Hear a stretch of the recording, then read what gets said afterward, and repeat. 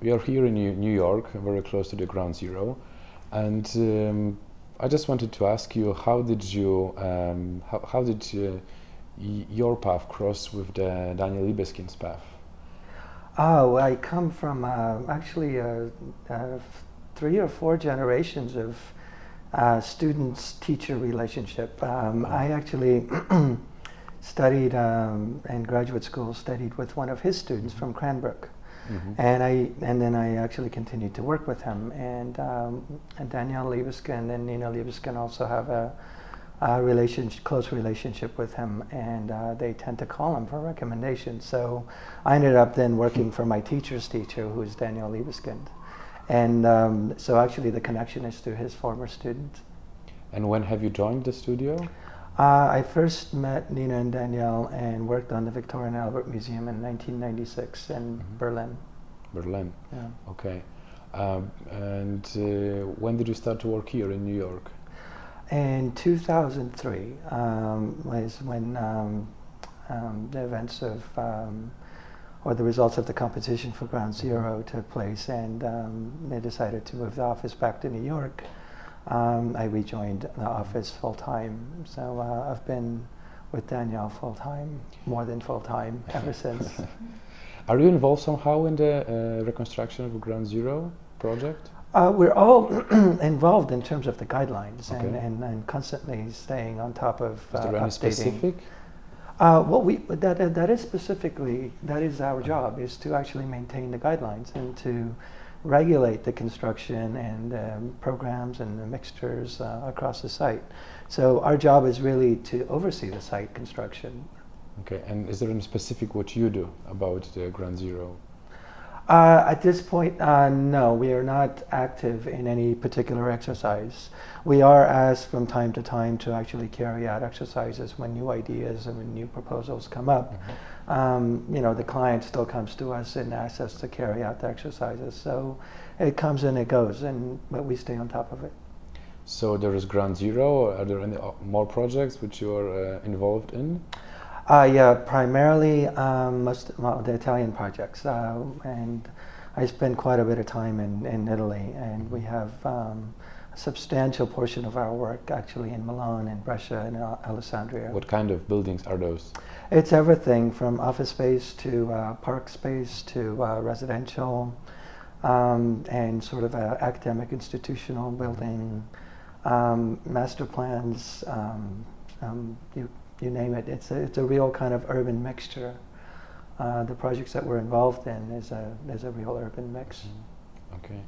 So Italy, anything else? Singapore. Singapore. We have a large project under construction in Singapore.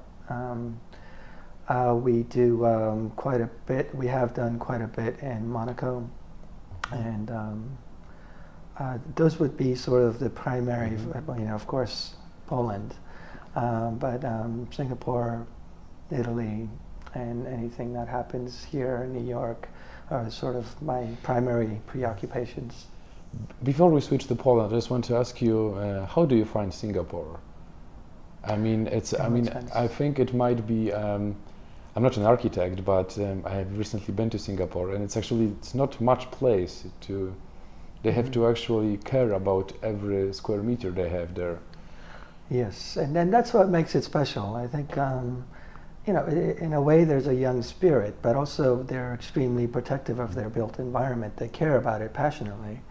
And so they, not only do they care about sort of the so-called civic structures, but also the private residential structures, because like you say, everything is public in a sense. Because there's not a lot of space, they have an incredible urban planning office that really is you know, personally involved in every single project, and they're in a sense also sort of patrons of good architecture. They actually will follow through with what they approve in concept design and make sure that it gets executed with the same integrity, and that's something that's quite unique in the world, and that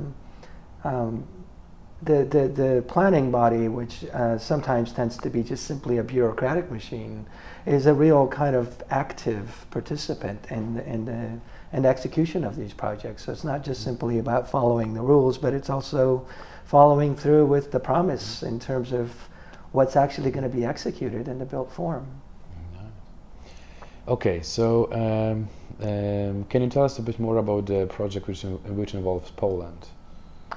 The Zlata 44 project was special from day one. It was something new for us. It was something new for the client.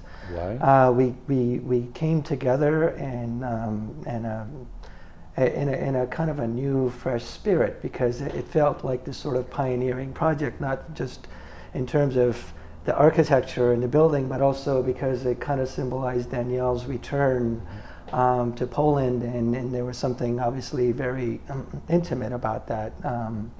And an incredible, young, inspirited, and sort of entrepreneurial client that really wanted to make an impact. I mean, this was new ground for all of us. What was so new about it? Well, what was new was because the project was always bigger than just the building itself, because the project, we knew that this project would be kind of a physical manifestation of a new era. It's directly in front of the Cultural Palace, and even though communism is no longer there, it's part of its history. It's something that is part of the physical makeup. So social change can take place, economic change can take place, political change can take place, but these are somewhat more abstract.